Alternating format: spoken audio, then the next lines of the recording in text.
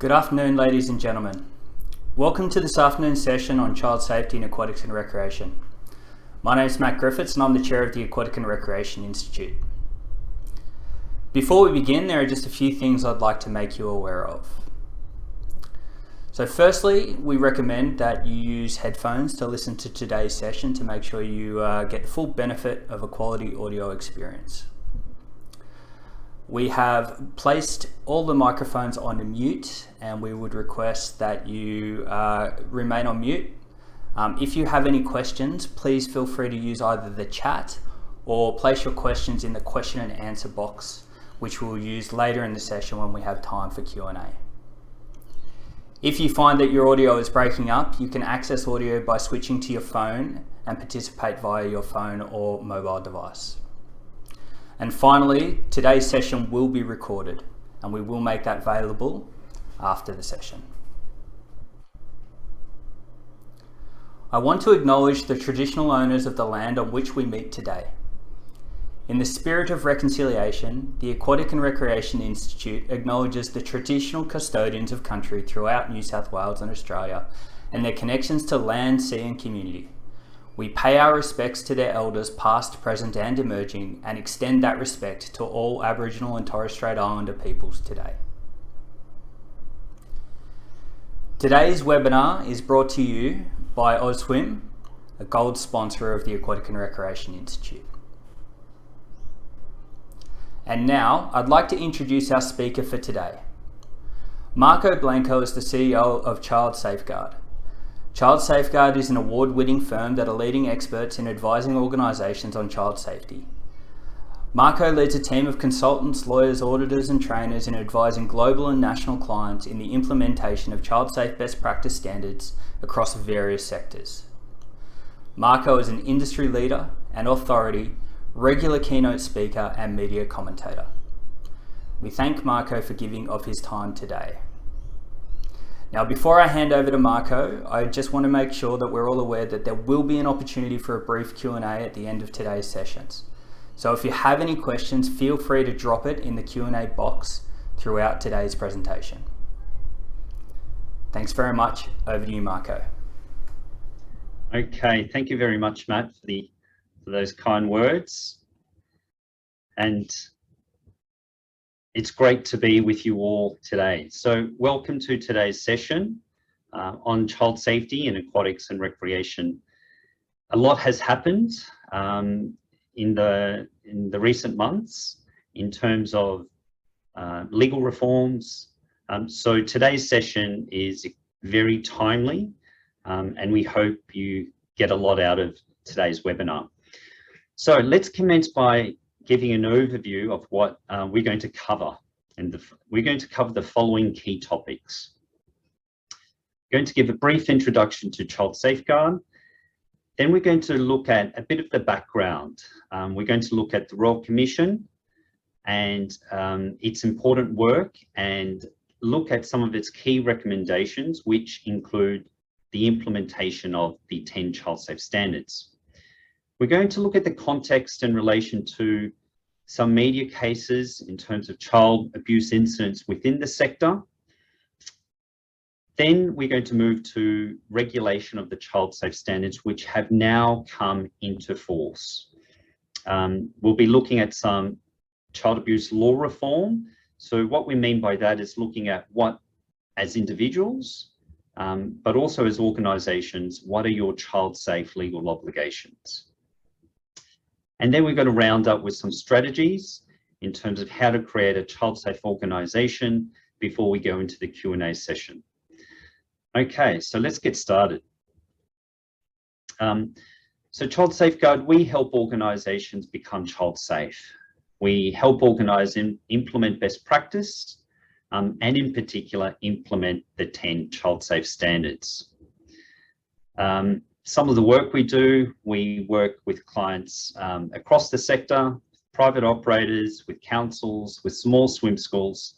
Some of the services we provide are carrying out child safe audits, helping develop policies, procedures, delivering training, both face-to-face and online, and certifying organisations as child safe. Matt gave a bit of an intro before, but we work heavily within the sector, but across all sectors that provide services to children and young people. Within the sector, we've worked and partnered with ARI, Ausswim, Royal Life Saving, different local government, including City of Sydney, Lifeguarding Services Australia, Belgravia Leisure. So we understand the needs of the sector very well. Okay, so let's get on to the background. And what we're going to look at is where the child safe standards, where they came from. And we have to go back to 2013. And in 2013, the Royal Commission into Institutional Responses to Child Sexual Abuse commenced. Now, back in 2017, Julia Gillard was our Prime Minister. We've had a lot since then. And the Royal Commission was extremely comprehensive. It went for 5 years. It undertook a lot of research. It carried out case studies across sectors, including religious institutions, sports and recreation, different sports, and aquatics and swimming also came under the spotlight as part of this process. Now, if we can compare that to, say, the Banking Royal Commission itself, that only lasts for 1 year. So it gives you an indication of how comprehensive this process was. Now, importantly, some of the key findings that came out of the Royal Commission were organisations were found to have failed to prioritise the best interests of children and young people. For many years, children were seen but not heard. Organisations lacked adequate child protection policies and procedures. Poor practices, inadequate governance and complaints processes were embedded in organisations, and organisations failed to provide adequate child safe training for staff.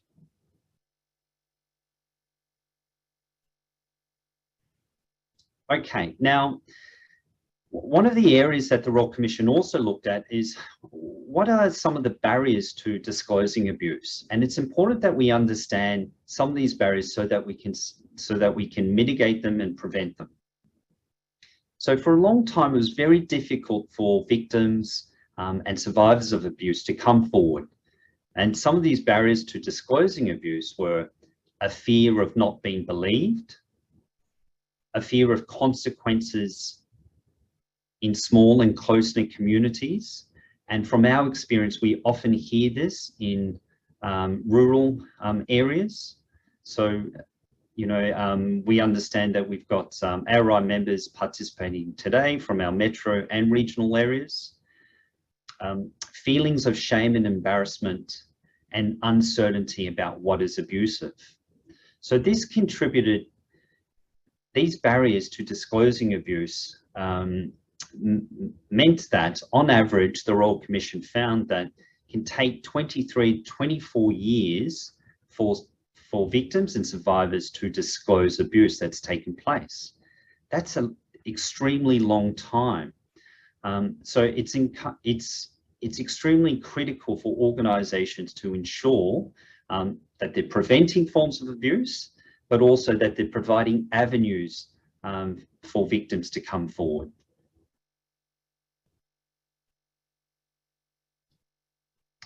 Okay, now to look at some of the key recommendations from the Royal Commission. There were over 400 recommendations. Now it's important to note that all of the recommendations relate to all forms of abuse.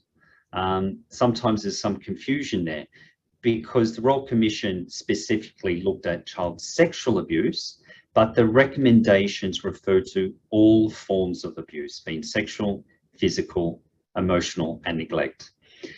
And what we're going to focus on today, one of the key recommendations was the implementation of the 10 child safe standards.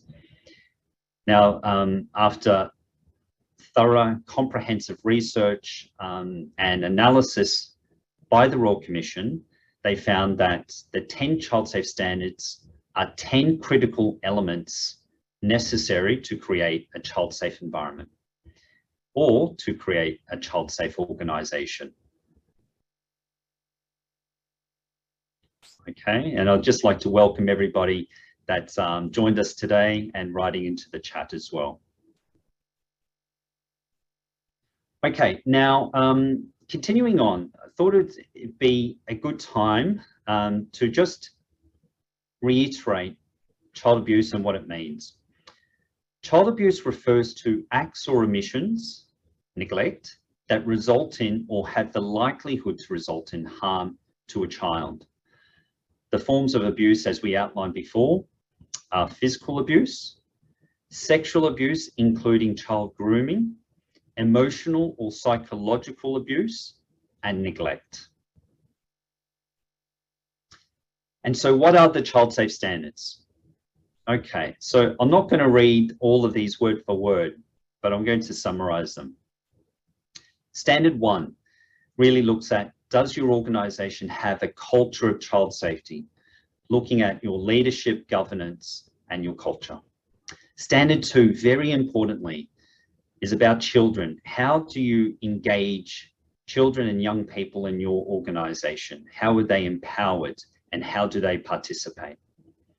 Standard 3, families and communities are informed and involved.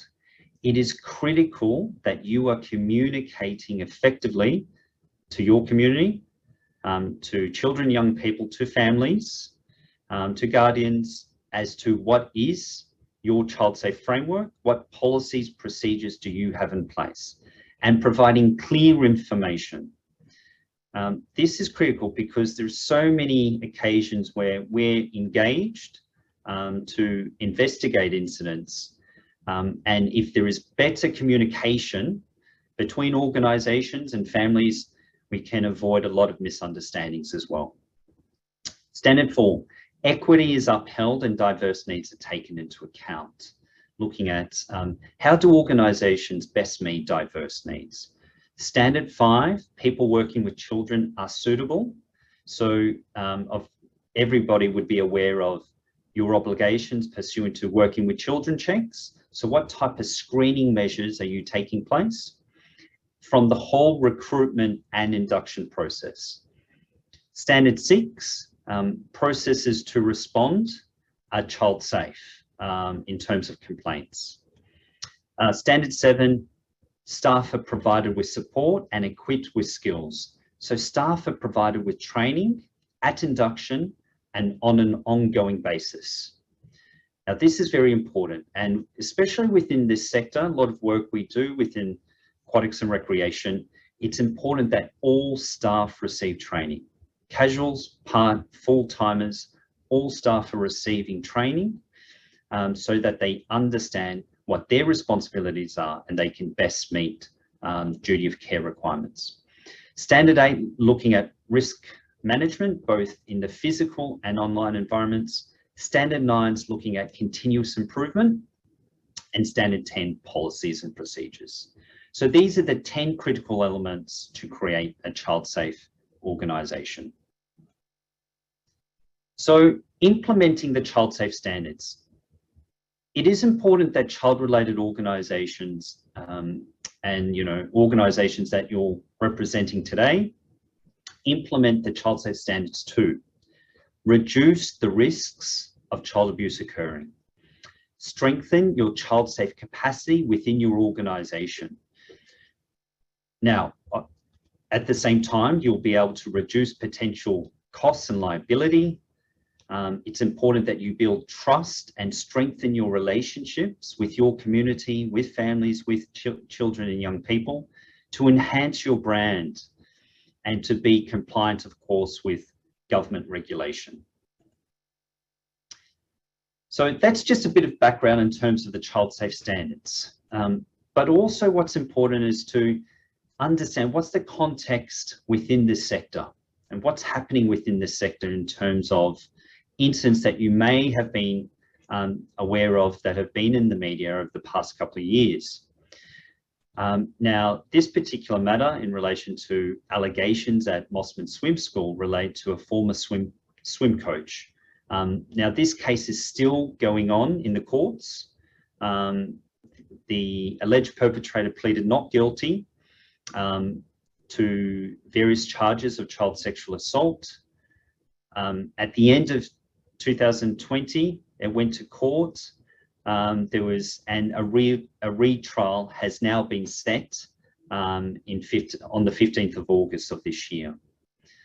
So this is quite a prominent case, but what it does highlight is that it's extremely important that organisations have clear codes of conduct to regulate appropriate and inappropriate handling, physical handling.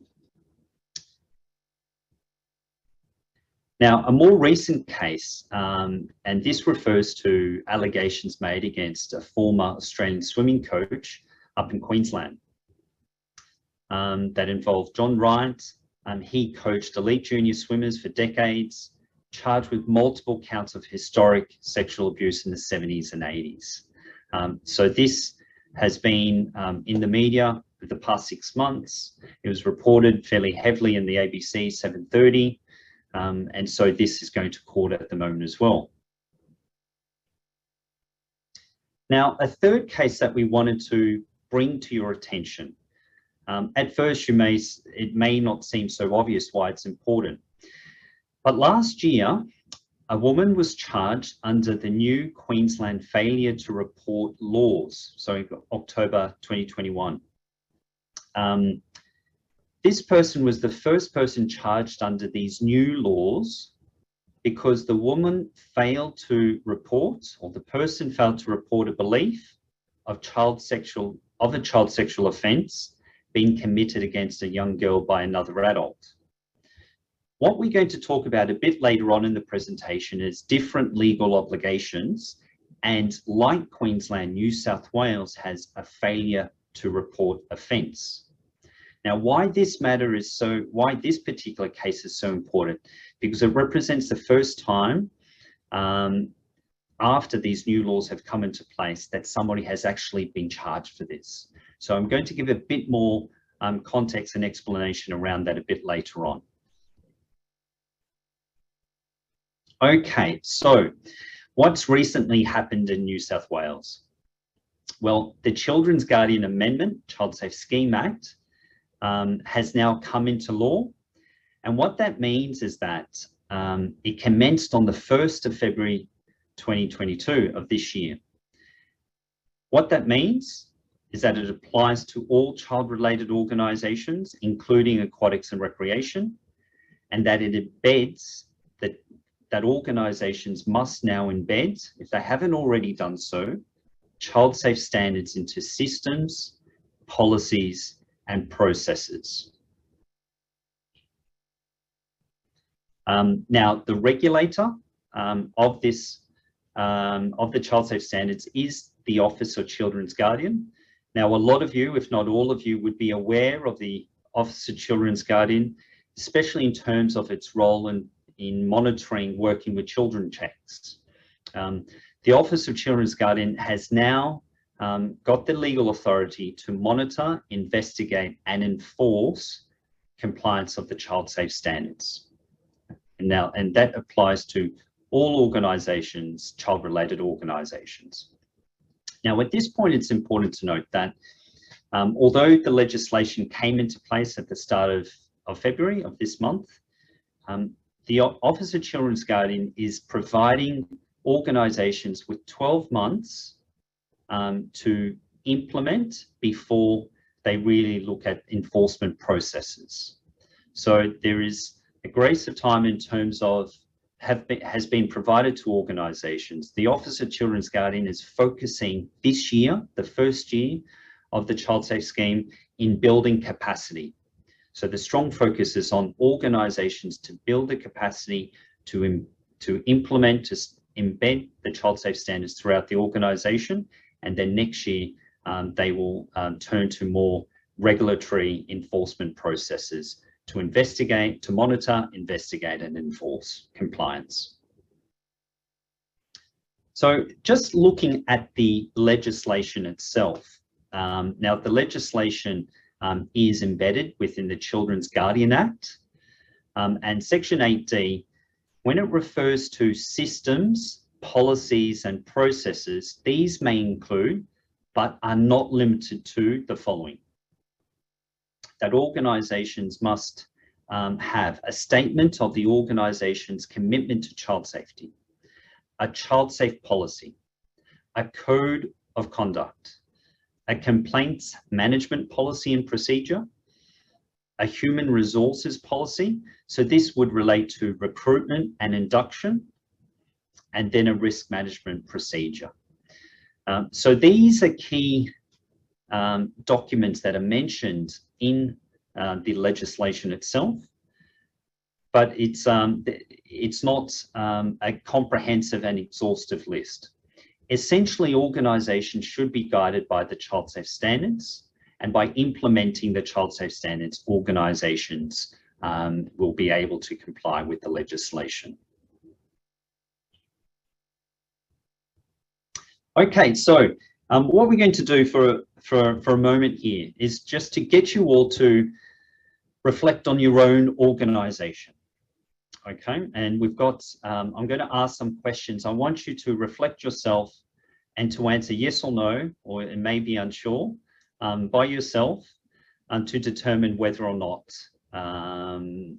your organisation is complying at the moment. So, does your organisation have a commitment to child safety? If so, where is it located? Does staff know about it? Do families know about it? Importantly, do children and young people know about it? Okay. Does your organisation have a child safe policy? And I ask the same following questions. If so, is it available? Is it publicly available for all your key stakeholders? Does your organisation have a code of conduct? Does the code of conduct specifically relate to child safe practices?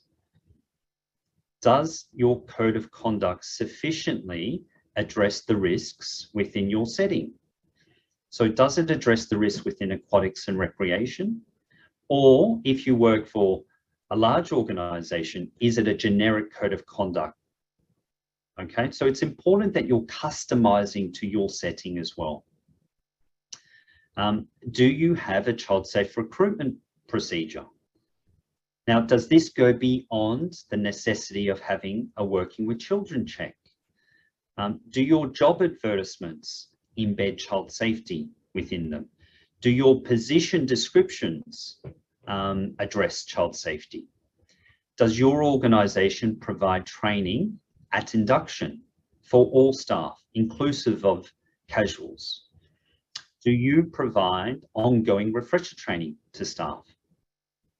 Do you have complaints procedures and systems in place that are accessible to children and young people, not only staff? And do your families and communities know how to access those procedures? Does your organisation have child safe risk management procedures, policies and practical tools? Do your staff within your swim school or your aquatic setting or recreation facility, do you have customised child safe assessments? So upon reflecting on that, some of you may be unsure, some of you may be very clear, and some of you may have answered no to some or many of those. What's important is that you're reflecting on that, but now you're understanding that you have legal obligations to commence these processes if you haven't already done so. Okay, so we've given a bit of a background into the child safe standards. We understand now that it's by law, that it's being regulated by the Office of Children's Guardian. But it's important to note that child safety is not just the child safe standards, it's just not working with children checks.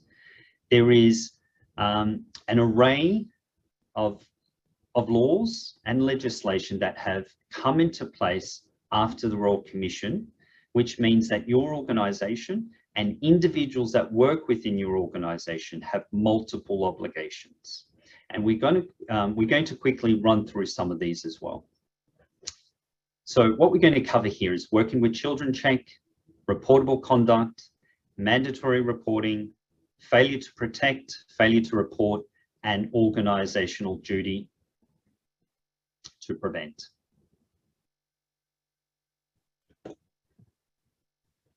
Okay, so all of you would be very familiar with working with children checks. This process has become extremely well embedded across all organisations. In New South Wales, all employees over the age of 18 in child-related roles, and the organisation that monitors that is the OCG, Officer Children's Guardian. What's important is that you're ensuring that you're validating the working with children checks in a proper manner, and that you're monitoring when those working with children checks are required to be renewed. Okay, secondly, reportable conduct. Now, reportable conduct in New South Wales relates to certain agencies and organisations. So those members who are participating today from local government, non-for-profits, reportable conduct would be applicable to. Some private smaller swim schools, for example, may not have these obligations. But in reportable conduct means that if there's a reportable allegation that includes sexual offences, ill treatment, neglect, assault, emotional abuse, or grooming, the organisation is obligated to notify the Officer Children's Guardian of the reportable allegation and that conduct. Now, what's important to note here is that the Ombudsman of New South Wales used to have this responsibility, but that has recently, in the past year or so, now been shifted to the Officer Children's Guardian. So it's important that you understand your obligation if it applies to you, but secondly, that you understand that you need to report that to the OCG now. Okay, now mandatory reporting. It's important that we discuss this.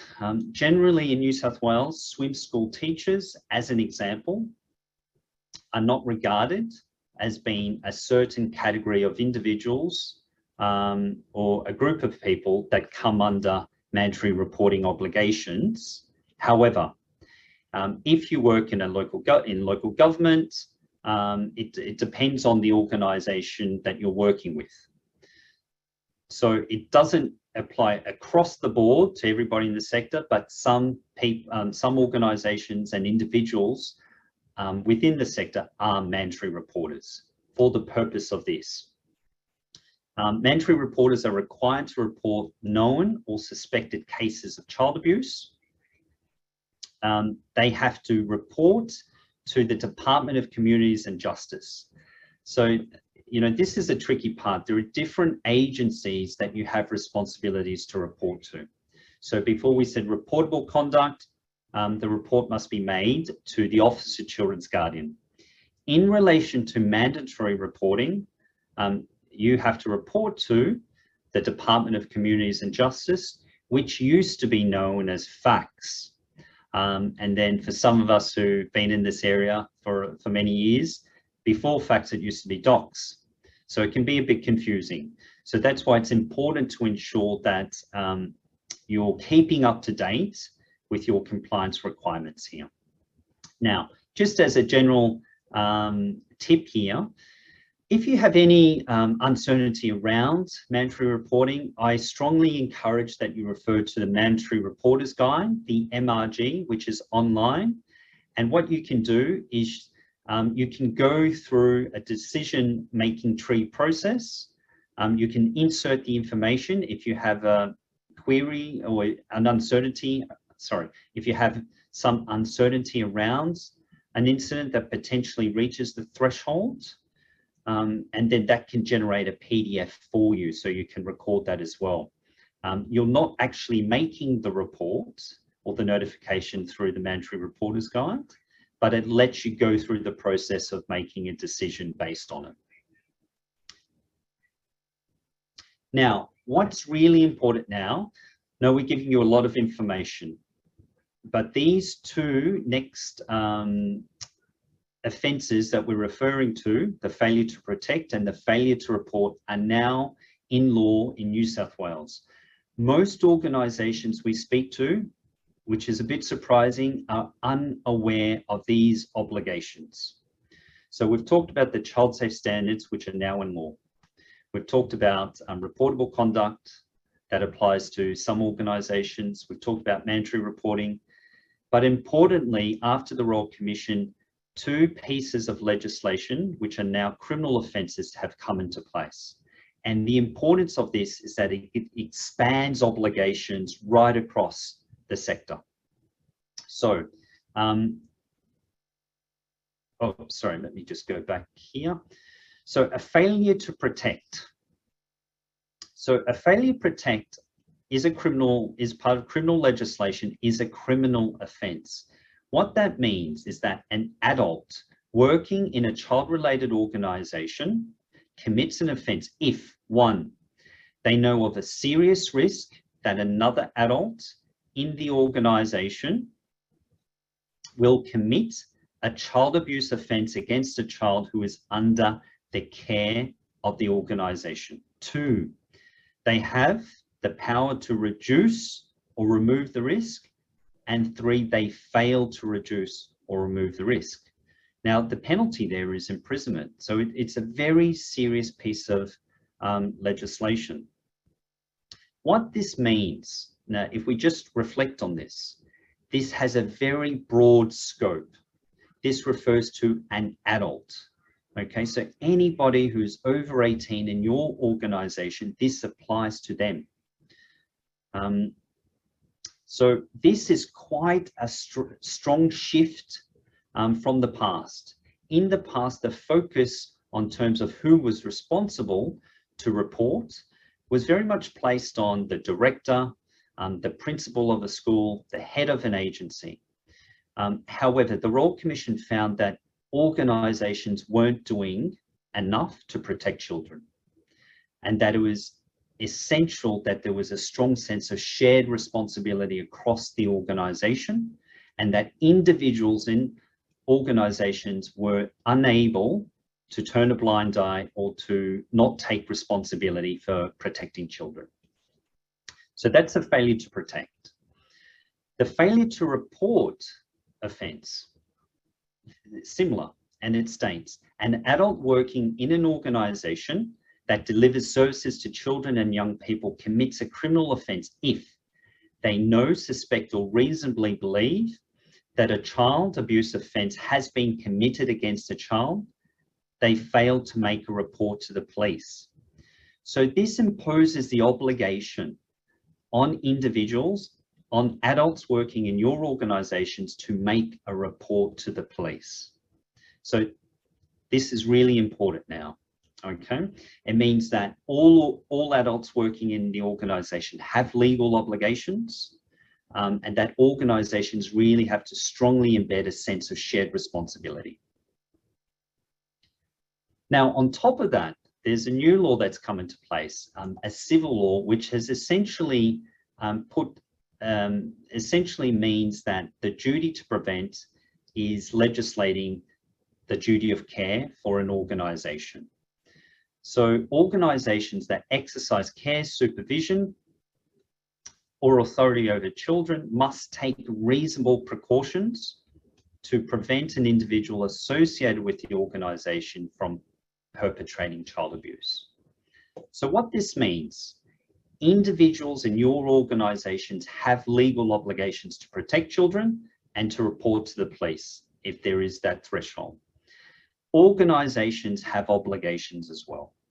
Okay, so this is why it's so important that you all understand not only the child safe standards and working with children checks, but what are the full array of your legal obligations.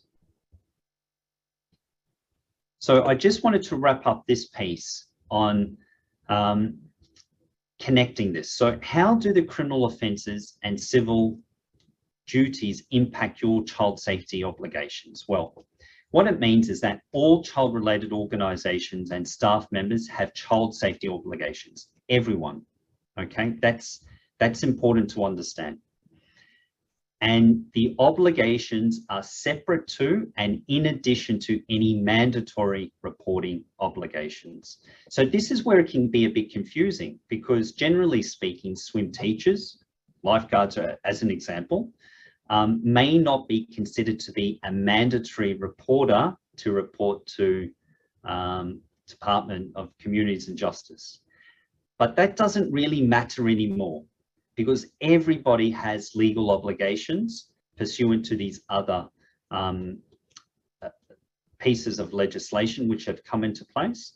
But also everybody has obligations to, all employees have obligations to report internally to your child safety officer or to management, whoever is responsible for receiving those complaints.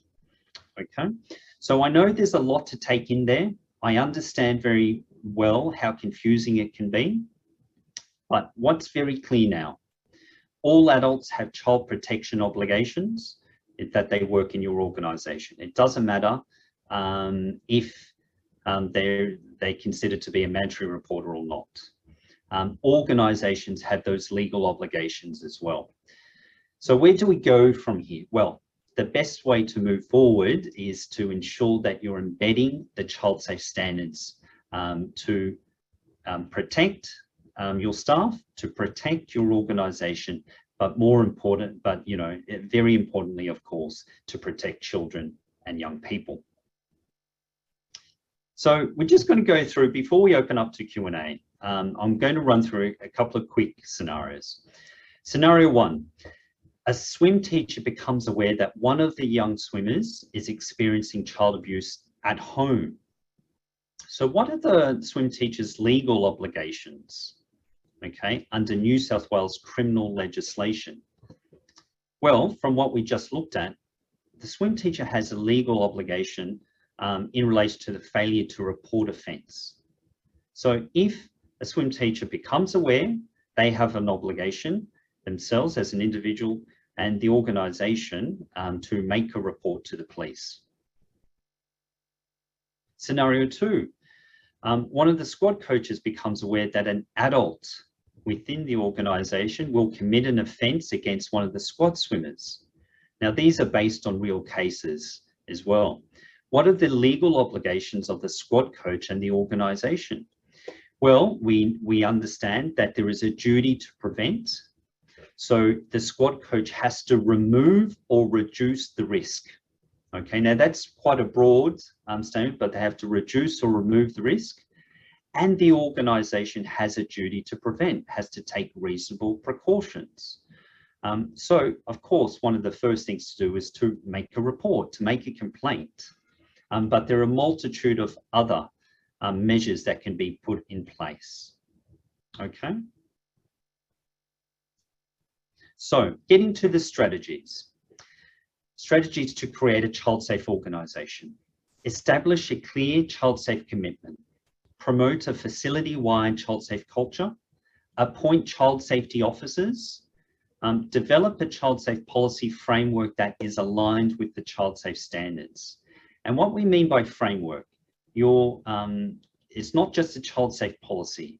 Your organisation should be implementing a child safe policy which provides the guidance, but also a code of conduct which governs appropriate and inappropriate conduct.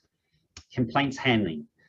Complaints handling is very important. Risk management, and then, as we saw before, an HR policy addressing recruitment and induction.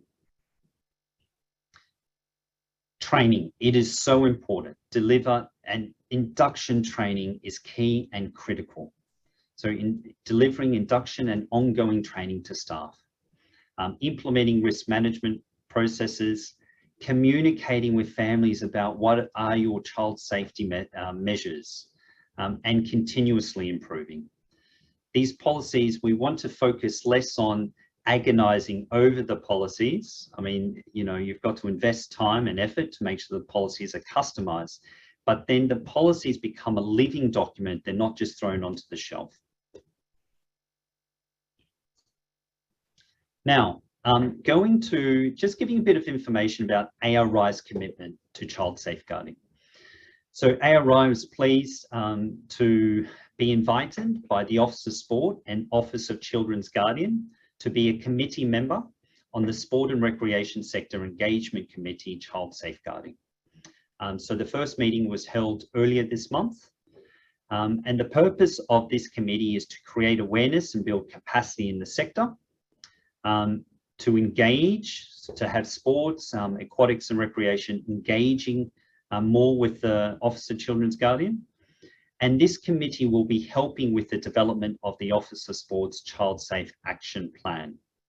So I'm the representative on that particular committee, and throughout the year, ARI will be providing information and resources to members on developments on child safeguarding across the sector. We have some resources here. Invite you to refer to resources from the Office of Children's Guardian, Play by the Rules, which has some training. It's a bit more tailored to sporting clubs. And if you want to keep track of information and developments, by all means, you can follow Child Safeguard on LinkedIn or Facebook. So now we're going to open it up for Q&A. And at this point, I'm going to invite Matt to facilitate this process. Thanks very much, Marco, and thank you so much for sharing your time and expertise today. There was a lot of content there and a lot for everyone to take in. Just while I wait, and I've asked for everyone to please either post your questions in the chat or post them in the Q&A. I do want to pose one question for you while people collect their thoughts. I think going back over previous years, there were shades of grey around mandatory reporting in aquatic and recreation facilities, somewhat related to the way in which activities are organised and venues are run. So for example, an activity will be run by a third party, not the organisation that is occupying the space or owning the space. Does the recent change to enact the child safe standards into legislation make it clearer what individuals' reporting guidelines, reporting requirements are in the circumstance where they're made aware of, a potential risk to a youth undertaking an activity or program with a third party?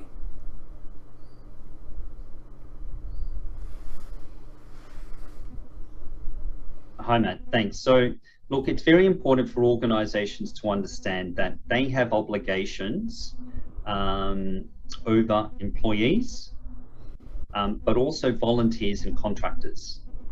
So you should consider that anybody who is within a facility, whether they're an employee, volunteer, or a contractor or a hirer, you have responsibilities over the conduct and what happens in that facility. So you have to ensure that you understand that you have very clear processes, policies, procedures that essentially govern all of the conduct and activities that take place within your control, within your facility. Thanks, Marco. So we've just had a question popped into the Q&A from Joel at Bluefit. Joel asked that one of the barriers to reporting child abuse is the fear of individuals getting it wrong. What protections do individuals have when reporting a suspected abuse and they potentially have got it wrong? Okay, thanks, Joel. Yeah, and this is a common question, the concern. What we would say very clearly is that a complaint is made of any allegation, an allegation that's made against a person. Secondly, any disclosure, a disclosure from a child, a young person, or it can be adult initiated, but it could be the parent of the child. So a disclosure of some form of abuse. But importantly, complaints also involve concerns. So in the past, there was And I say in the past, because I think the situation has certainly shifted. There was this concern that if I don't have clear evidence that something's happened, I can't say anything. Concerns should be made as part of the complaints process.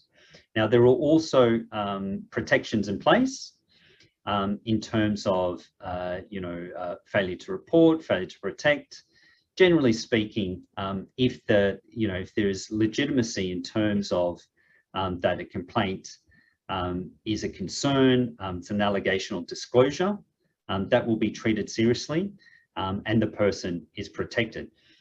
So in terms of any concerns that you have, they should still come under the form of the complaint, and that complaint should be made internally. Now, you may not, if you don't have sufficient information that it reaches a threshold to make a report to the police, as a minimum, that complaint should be made internally.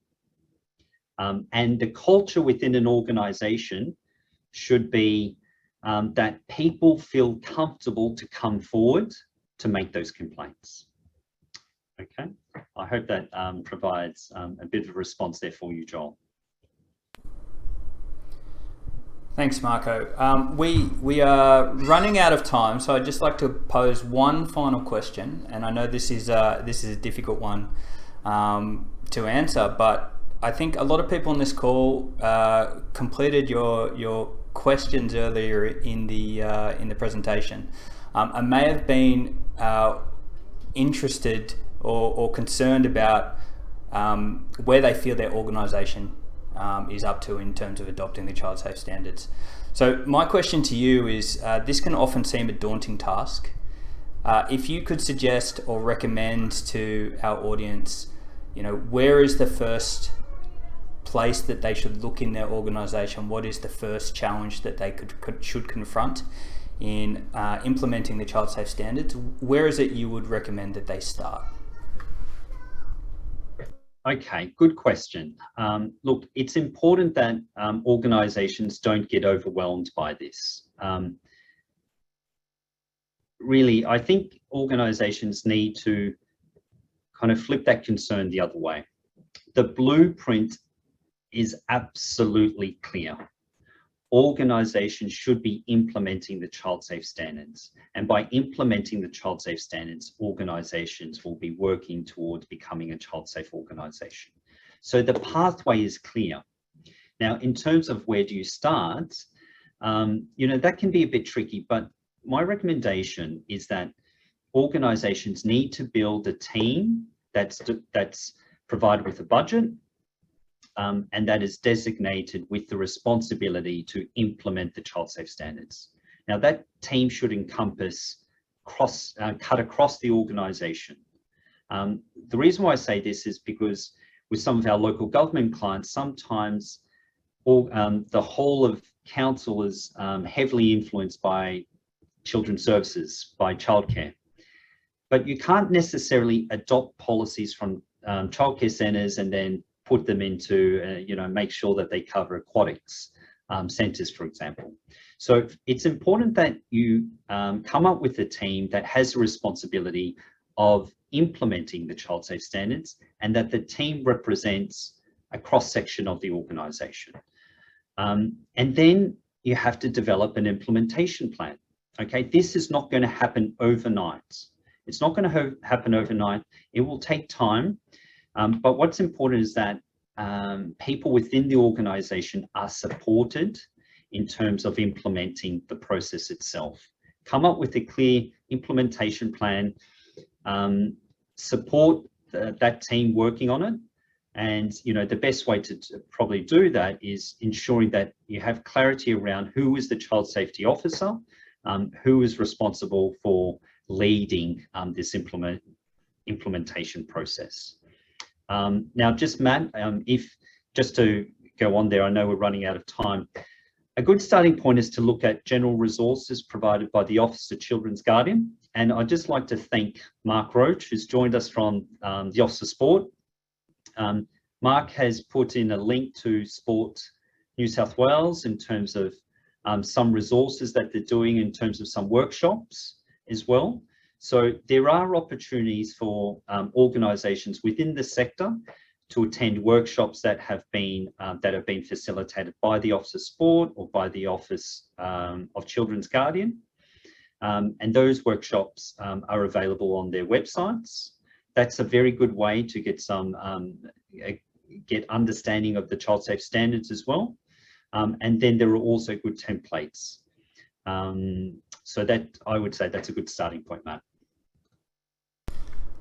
Thanks, Marco. And it's wonderful when the community comes together to answer a question that was just posed in the chat about where we can access resources for those small organisations that may not have access to the same resources as others. So wonderful conclusion to the session today. I would like, on behalf of the Aquatic and Recreation Institute, to thank Marco and Child Safeguard for your time.